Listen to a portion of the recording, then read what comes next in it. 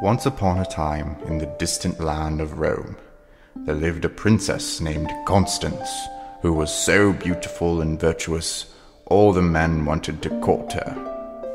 One day, a band of traveling Syrian merchants heard of her great beauty while in Rome, and reported it back to their ruler, the Sultan.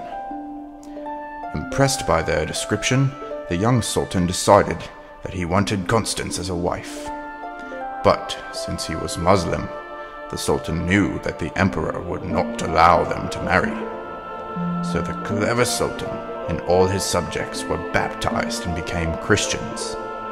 But the Sultan's evil mother formed a plan. She and her own subjects would pretend to convert, then kill all the Christians at the wedding feast. So, on the day of the feast, the Sultan's mother followed through with her plan.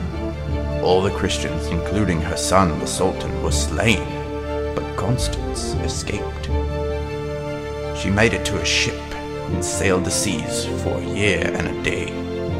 Then she landed in a place called Northumberland. She was taken in by a constable and his wife.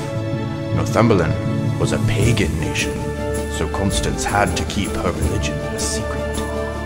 But soon the constable's wife converted to Christianity, the constable himself soon following. Not long after, a young knight saw Constance in all her splendor and was overcome with lustful desire. Manipulated by Satan, he slit the throat of the constable's wife and placed the murder weapon in Constance's bed. The following morning, the constable took Constance to the king to be judged. The king, called Allah, was wise and just, and said that Constance should be put to death only if the knight swore on the holy books that he was telling the truth. But the moment the knight confirmed his story, he was struck dead by the hand of God. In all, the pagans of Northumberland converted to Christianity. Constance and Allah fell in love and were married. Constance bore Allah a child while he was off to war.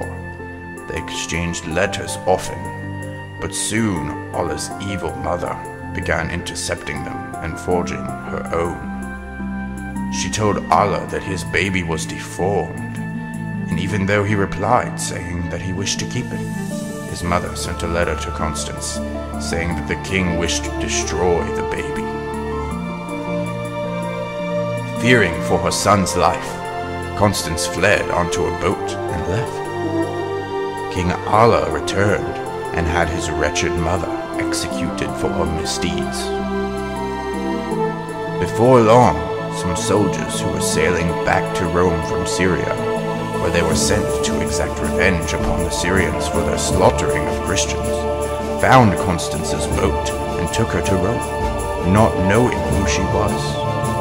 In her grief, Constance had lost her memory and did not recognize her own homeland.